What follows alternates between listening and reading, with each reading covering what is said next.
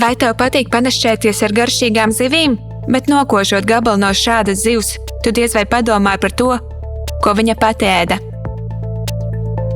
Bet par to ir vērts padomāt. Saskaņā ar zinātnieku veiktiem pētījumiem, vairāk nekā 50 zivju sugas patērē jūrā peldošos plasmasas atkritumus. Aktīvi uzņemot no jūras ūdens visdažādāko ķīmiju, plasmasa kļūs vēl toksiskāka.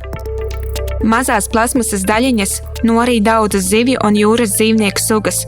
Tās ir sliktas ziņas ne tikai zivīm, bet arī cilvēkiem, kas šādas zivis ēd.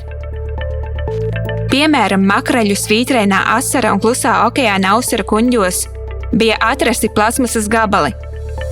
Jūras dzīvnieki sajauc plasmasu ar pārtiku tās izskata un smaržas dēļ. Zivis var uzkrāt ļoti lielu daudzumu ķīmisko vielu muskuļos un taukos, kas ir 9 miljonu reižu vairāk nekā ūdenī, kurā tās dzīvo. Cilvēkiem ēdot šādas zivis tiek novēroti galvas smadziņu darbības traucējumi, reproduktīvās funkcijas traucējumi un paaugstināts vēža rašanās risks. Arī topošajām māmiņām šajā jautājumā netraucētu ievērot piesardzību, lai nekaitētu sev un bērnam.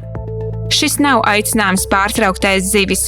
Šis ir vēl viens iemesls, lai pievērstu mūsu uzmanību situācijai ar jūru un okeānu piesārņojumu. Bet pašreizējā patērētāja formātā šī problēma netiek risināta globāli. Nav kvalitatīvu atkritumu pārstrādes tehnoloģiju, un tos pārstrādāt ir neizdevīgi. Tāpēc tiek piegružotas plašas teritorijas uz sauszemes, jūrās un okeānos. Un tas nodara lielu kaitējumu ne tikai planētas ekoloģijai, bet arī visam dzīvajam, tajā skaitā cilvēkiem. Taču ir izeja. Radošas sabiedrības izveidošana, kur cilvēka dzīvības vērtība atrodas pirmajā vietā.